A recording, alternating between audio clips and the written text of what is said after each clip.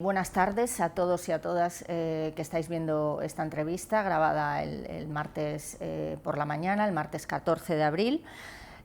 cuando hace un mes de la declaración de la primera declaración del estado de alarma por parte del presidente del Gobierno, Pedro Sánchez. También es el 89 aniversario de la Segunda República Española, tan cerca, la República tan lejos. Lo hablaremos con el ministro de Consumo, Alberto Garzón, que también hace solo 3 meses que accedió al gobierno de coalición, al primer gobierno de coalición de la democracia, al gobierno progresista de Pedro Sánchez. Pero una crisis global ha impactado de lleno en el gobierno y no les ha dado ni siquiera los 100 días de gracia. Buenos días, señor Garzón, buenos días, ministro de Consumo, coordinador general de Izquierda Unida. Muchísimas gracias por concedernos esta entrevista a público, a sus lectores y lectoras. Normalmente los periodistas no solemos hacer estas preguntas de cara a la cámara, pero dada la situación yo creo que es necesario y además es bueno que los ciudadanos lo sepan,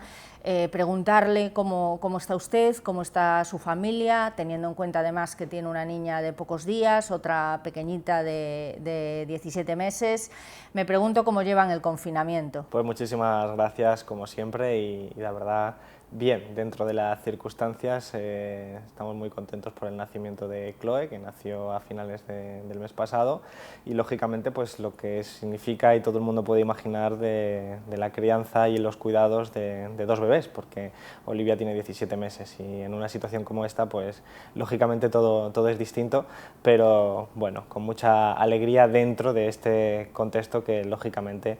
va más allá de la familia y bueno, imprime unas condiciones pues, que todos conocemos, que son muy desagradecidas para muchas familias que lo están pasando mal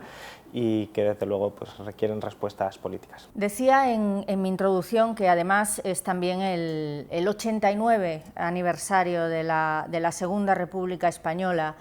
Al respecto, ¿los ministros de Unidas Podemos no se reúnen con el rey, con el jefe del Estado, teniendo en cuenta que todos los ministros del Partido Socialista se han reunido ya? ¿Es una cuestión de agenda o simplemente es que ustedes han declinado alguna invitación de la Casa Real? Es una agenda que marca la jefatura del Estado y que son ellos los que deciden con quién se reúnen y con quién no. En este sentido, lógicamente, si desde la jefatura del Estado se decide que hay una reunión convocada, por ejemplo, con el Ministerio de Consumo, pues lógicamente yo acudiré sin perjuicio de que todo el mundo sabe que yo soy republicano y que sí, mi forma preferida de Estado sería la República, pero creo que no hay contradicción en ello, todo lo contrario, nosotros hemos sido siempre muy claros en nuestros principios y somos claros en nuestros objetivos, pero también tenemos un respeto y una elegancia necesaria para poder mantener relaciones cordiales y que funcionen las instituciones como deben funcionar, especialmente en momentos como estos. Ahora, con la emergencia sanitaria, cuando se reivindica lo público, también cobran más relevancia los valores republicanos, la libertad, la igualdad, la fraternidad, en estos días donde lo colectivo se antepone claramente a los comportamientos individuales. Siempre ha habido una disputa muy importante sobre qué son exactamente los valores republicanos, pero tal y como yo los interpreto en una tradición pues que va desde la antigua Grecia hasta lógicamente el pensamiento socialista, que es heredero de ese pensamiento de la Ilustración, republicano, ilustrado, desde luego sí cobran valor porque estamos ante un momento en el que hace falta cooperación, solidaridad. Estamos ante un problema comunitario, no es un problema individual, es un problema de sociedad, es un problema que exige respuestas colectivas, es un problema que no se puede resolver una persona, sino con el esfuerzo y cooperación de todos y de todas, y eso está absolutamente vinculado a esa concepción republicana de lo comunitario, de lo colectivo, de lo público, de lo común, frente a ese antagonismo de la otra tradición grande que es el liberalismo, que siempre plantea soluciones individuales y que plantea soluciones pues, menos cooperativistas. Seguimos en estado de alarma, decretado por primera vez, como decía al principio, el 14 de marzo,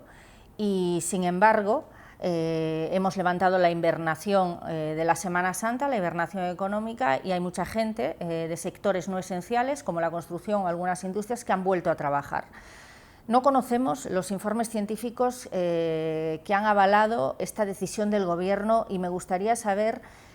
por qué precisamente se ha tomado esta decisión y no otra, a pesar de la crítica dura de otros sectores científicos que dicen que es demasiado pronto para levantar esta hibernación en uno de los países más afectados por la epidemia del coronavirus. Bueno, estamos ante un fenómeno que muta, que se transforma, que nos cambia la realidad continuamente, y por lo tanto siempre hay una disputa sobre qué está sucediendo y cuáles son las políticas mejores, incluso dentro de la comunidad científica, que es la única que desde mi punto de vista está acreditada para dar respuestas razonables. Pero es importante mencionar que esta comunidad científica no opera con el 100% de la información, porque no existe, porque estamos descubriendo cómo funciona un fenómeno nuevo como es este virus en particular. Y por lo tanto lo que hay es una evaluación sobre la situación específica de España en el momento específico en el que se toma la decisión, y lo que se ha tomado la decisión ha sido volver al estado que es de alarma del 14 de marzo. Es decir, es unas restricciones muy severas, históricas en nuestro país, pero entendiendo que se dan las circunstancias para empezar a permitir algún tipo de actividad, como estaba en el 14 de marzo, y que sin embargo no lo estaba permitido la semana pasada. Como el propio presidente dijo, también hay unos dispositivos de control llamados marcadores que van a permitir a los propios científicos corregir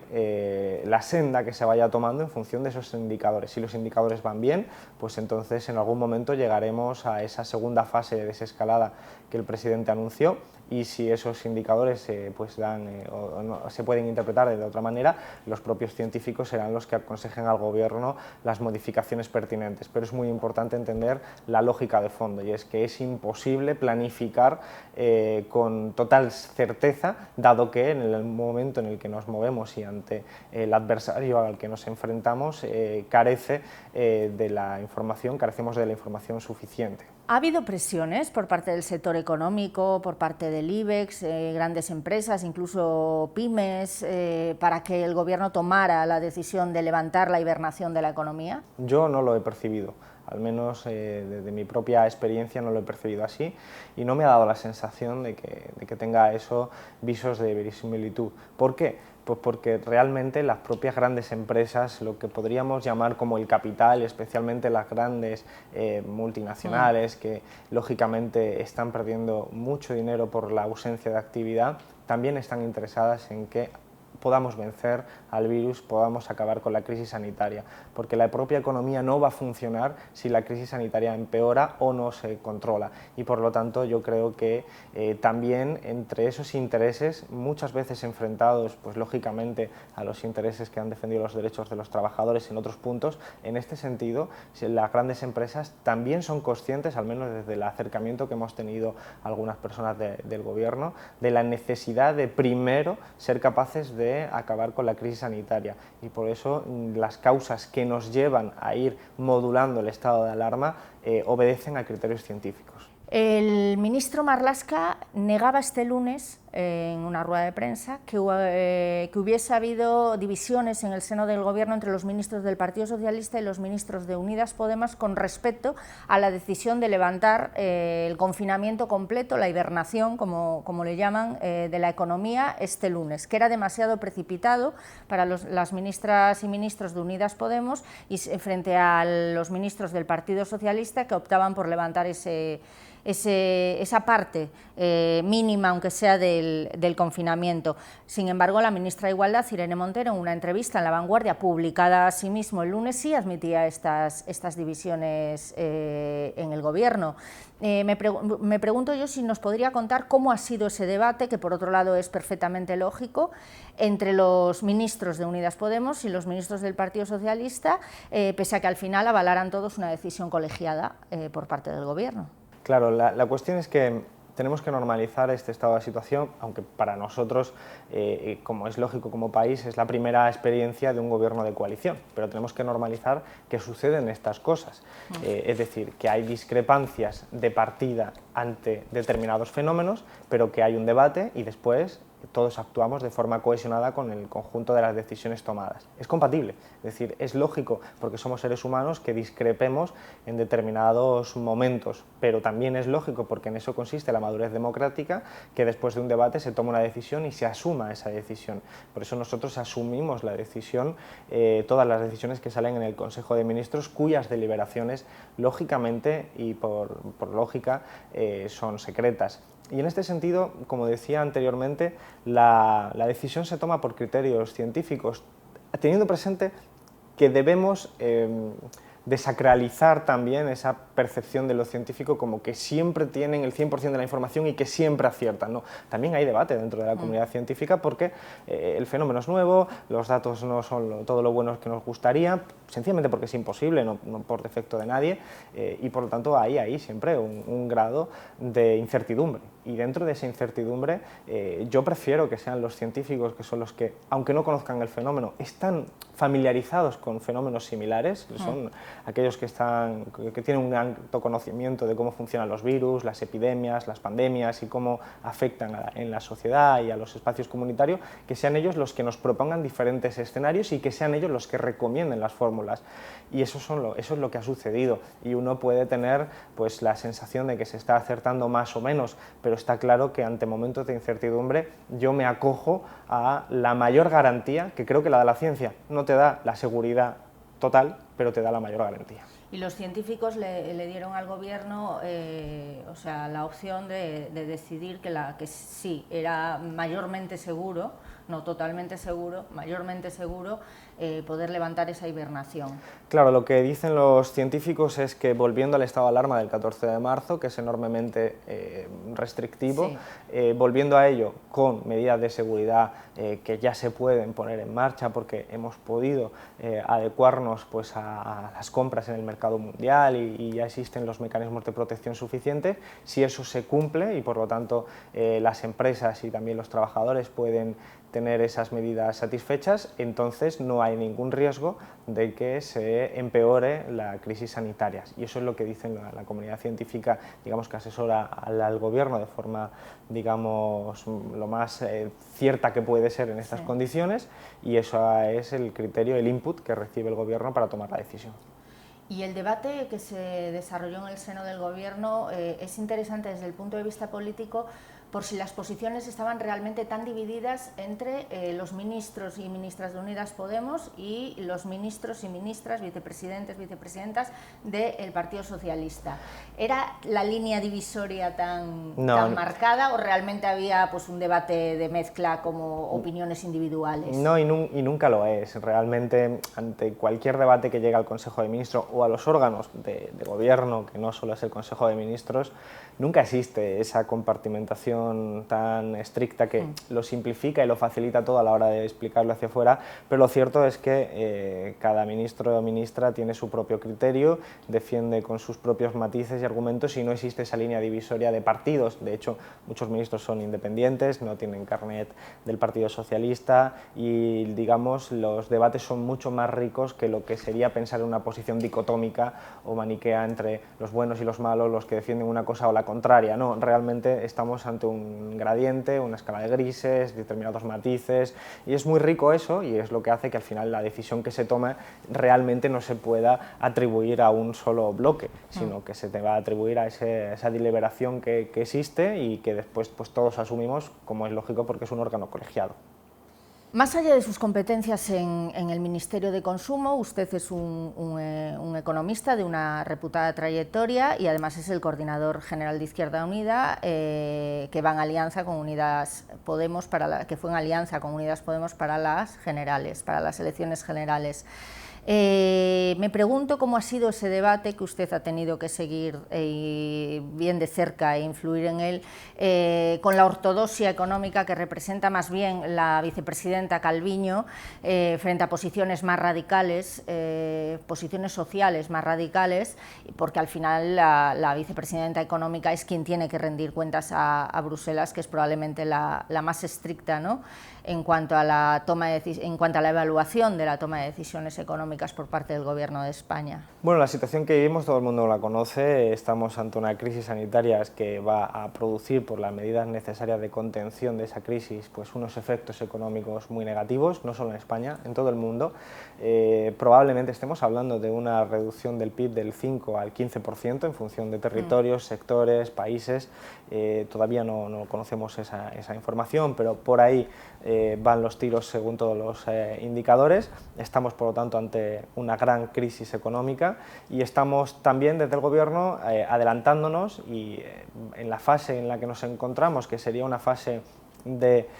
contención, una fase de resolución de los problemas sociales, es decir, mucha gente está perdiendo su empleo o está perdiendo salario o se encuentra con enormes dificultades para mantener su pequeña y mediana empresa, pues ser capaces de contener y de proteger a esa población que va a quedar y que está quedando ya más expuesta. Esa es la fase en la que nos encontramos en este momento, es una fase, digamos, de protección de la ciudadanía, y en eso hay un acuerdo generalizado absolutamente en el ámbito de los economistas y también incluso diría en el ámbito político, aunque hay algunas excepciones como hemos visto en las votaciones en el Congreso. Y luego vamos a entrar necesariamente en una fase que se solapa también al mismo tiempo, que es la fase de reconstrucción del país, de reconstrucción de la economía, y donde los economistas ya discrepan un poquito más, pero que en cualquier caso, sorprendentemente, aunque quizás no tanto,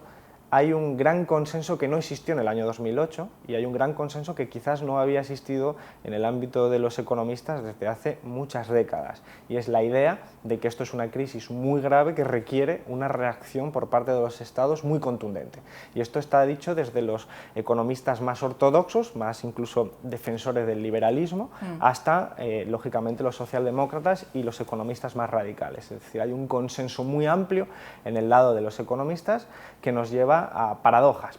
pues, por ejemplo, ver cómo autores como Garicano, eurodiputado de Ciudadanos, economistas socialdemócratas como Juan Torres López o nuestros propios economistas y yo mismo coincidimos en un gran número de cuestiones, y esto es reflejo, expresión de ese consenso. Sin embargo, en el ámbito político se produce una ruptura. Se produce una ruptura que es sobre todo en España, porque en otros países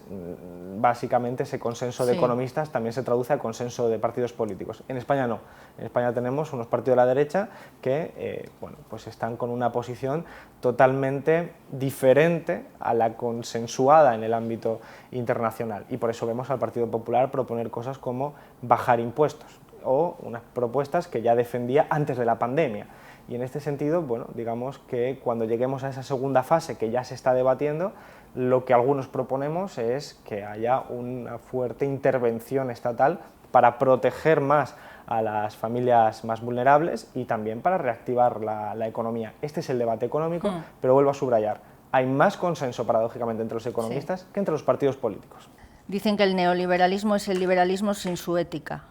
Leí ayer, no sé si esto es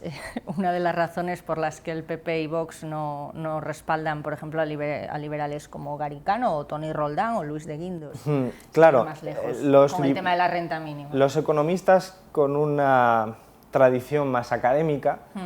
son los que se están dando cuenta de que las viejas respuestas ya no sirven para estas nuevas preguntas. Y ellos mismos están modulando sus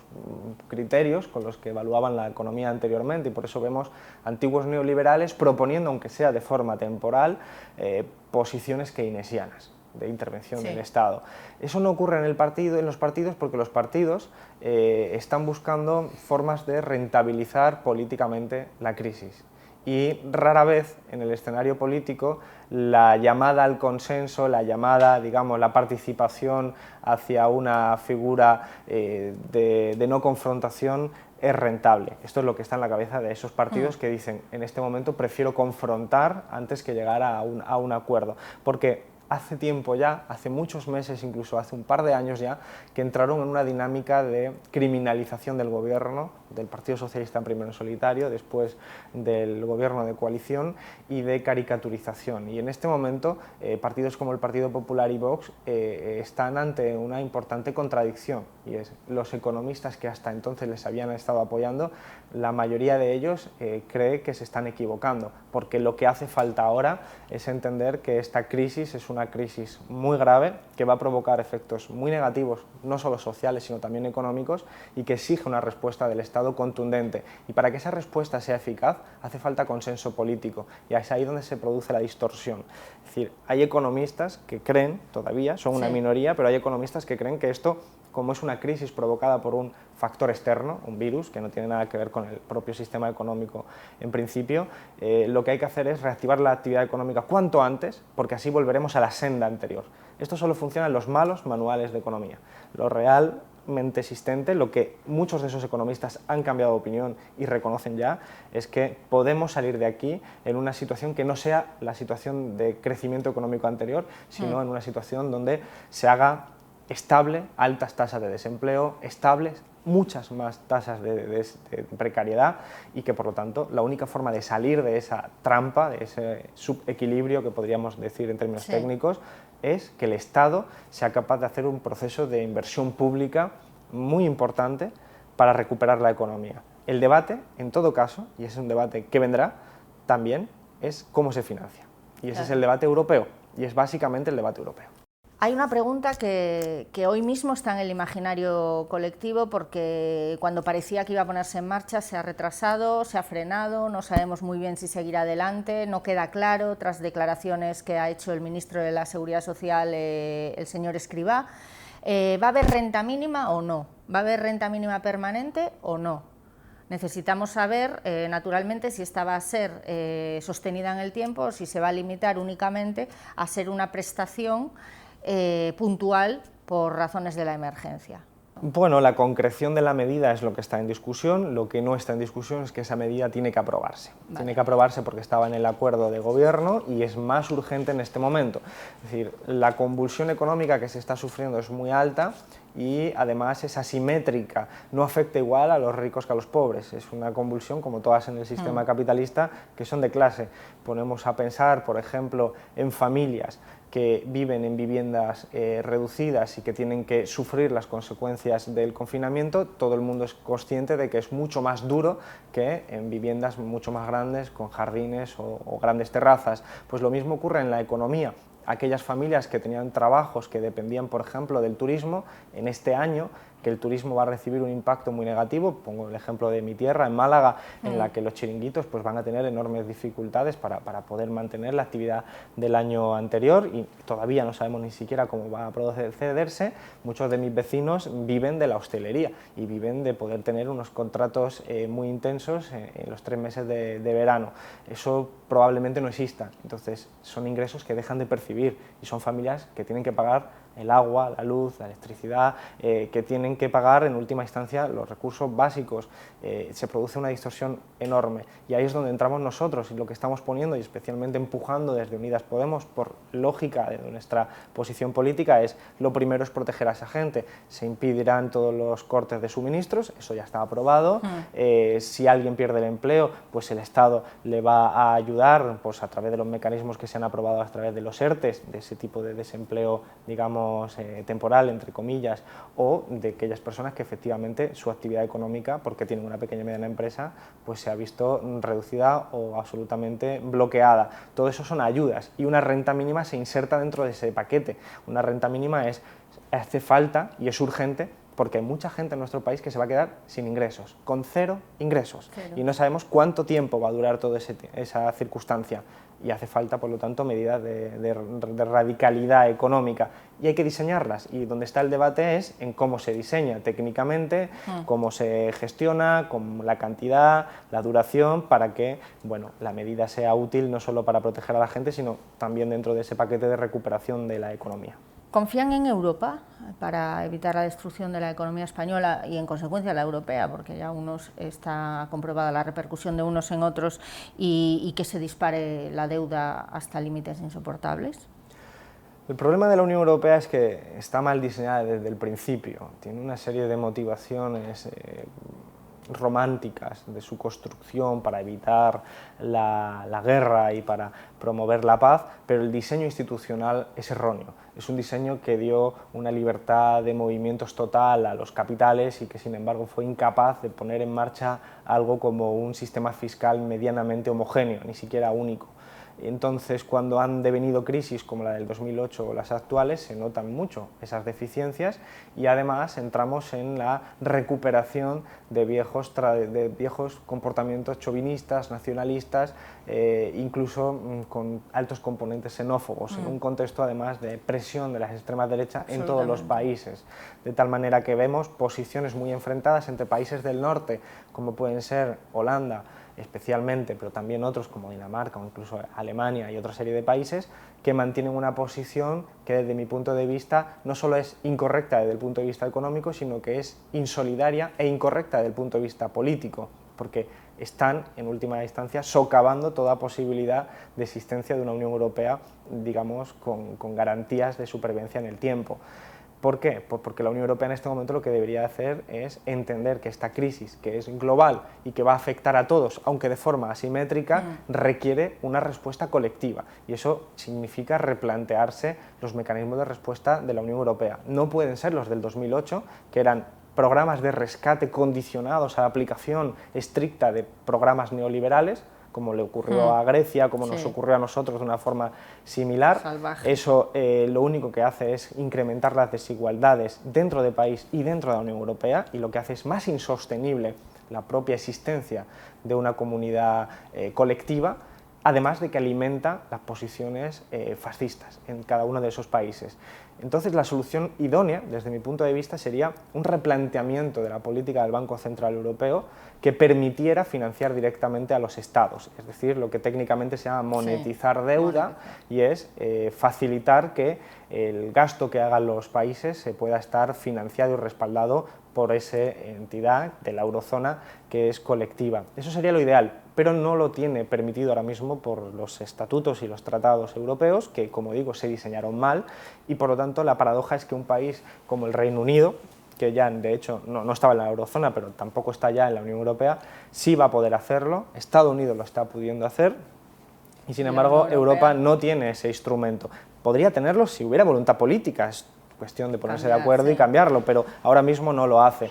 El segundo elemento, la segunda mejor opción, serían los eurobonos. Y los eurobonos tampoco quieren algunos países porque consideran que sería injusto financiar a los países del sur. Entonces ahí es donde está el problema político, y es no haber entendido que la Unión Europea no solo debe ser un instrumento, digamos, de libertad de capitales, como ya lo es, sino que debería tener una propuesta política de corrección de desigualdades, de mejora del poder adquisitivo de toda la población, y ahí lo que vemos pues son comportamientos localistas. Y por lo tanto la Unión Europea en esta fase se está jugando realmente su futuro. Y la posición de países como Holanda, la posición de esos países que no quieren mutualizar, como se dice ahora, la respuesta política y económica, es una posición que probablemente esté poniendo fecha de caducidad a la Unión Europea. Señor Garzón, centrándonos en sus competencias en el Ministerio de Consumo,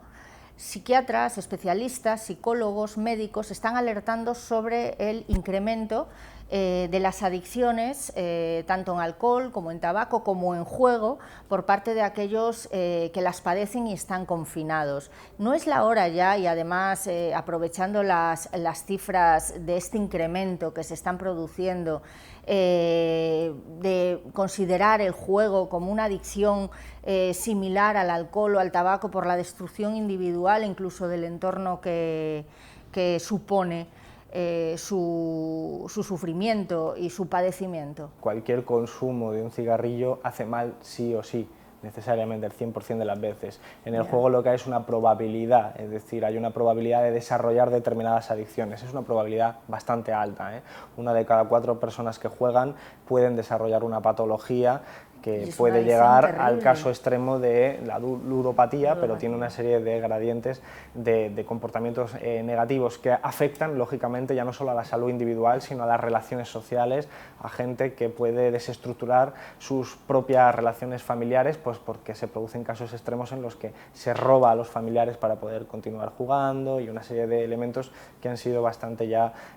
conocidos y que exigen, lógicamente, una respuesta. y efectivamente en un escenario de confinamiento en el que la gente tiene que estar en casa, la tendencia a la participación en este tipo de actividades compulsivas, como puede ser el consumo compulsivo de actividades pues, de productos no saludables o de actividades como la del juego, pues se multiplica el riesgo. Y en este sentido nosotros lo que hemos hecho ha sido hacer una evaluación de cómo iba el consumo del juego online y hemos detectado que efectivamente por una cuestión racional, y es que no había competiciones deportivas, es verdad que las apuestas se habían bajado, sí, aunque las apuestas se han redirigido hacia unas competiciones internacionales que sí siguen existiendo, pero se ha producido un trasvase y eso es lo que nos motivó a actuar. Se produce un trasvase hacia otro tipo de juegos, juegos por ejemplo el póker, el casino y otra serie de juegos que no dependen de actividades deportivas virtuales, y que sí, se han multiplicado. Se habían multiplicado durante el confinamiento. Entonces lo que nosotros hemos hecho ha sido intervenir a través de las disposiciones que nos permite el estado de alarma para prohibir esta publicidad que podía invitar a la gente en un proceso de confinamiento o a adentrarse en un mundo peligroso o incluso a radicalizar posiciones compulsivas que afectaban a la salud. Hay una cuestión, ministro, que tiene más que ver probablemente con las competencias de los ministerios encargados de Agricultura, Ganadería, Medio Ambiente, incluso Sanidad, por el tema de la salud pública, y que es el consumo de carne. Hemos sabido, y todas las pruebas lo apuntan, a que fue en el mercado de Wuhan donde se inició la transmisión de este coronavirus, de la COVID-19, de animales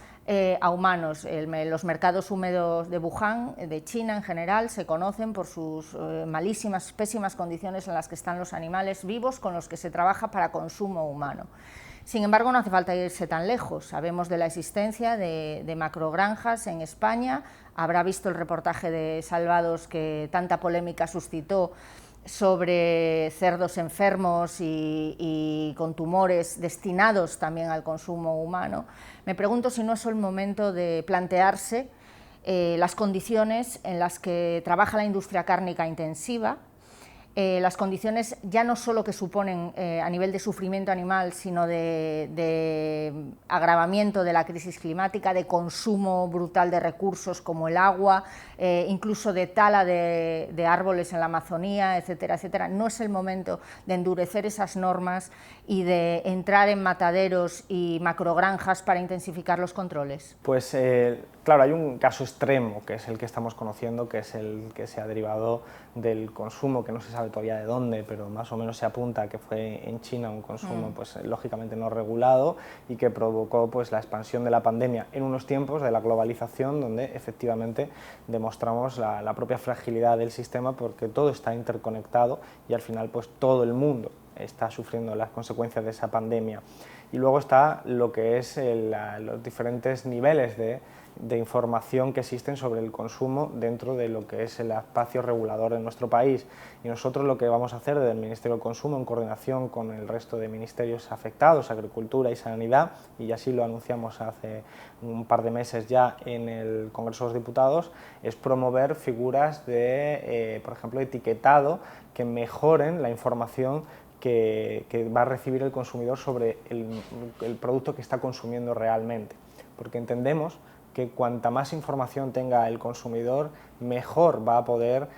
tomar las decisiones de consumo y más difícil va a ser que le engañen determinadas empresas que van, lógicamente, por su propia naturaleza, a intentar hacer pasar un producto de calidad media por producto de alta calidad. Entonces nosotros lo que hacemos es regular para que esa información incorrecta no exista y regular, intervenir precisamente para que pueda el consumidor tener toda la información. Nosotros no le decimos al consumidor lo que tiene que consumir o no tiene que consumir. No, claro. Nosotros lo que le vamos a generar en un ámbito regulatorio es un etiquetado frontal, con otras experiencias que hay en muchos países. Hay 15 países de la Unión Europea que ya lo tienen, hay otros países fuera de la Unión Europea que tienen modelos similares, que plantea que el consumidor tiene la información sobre el impacto que sobre la salud suya va a tener. Y al mismo tiempo que hacemos esto de la información, evaluamos otra serie de medidas con otros ministerios, como el de Hacienda, que tienen que ver con incentivos o desincentivos al consumo. Al final,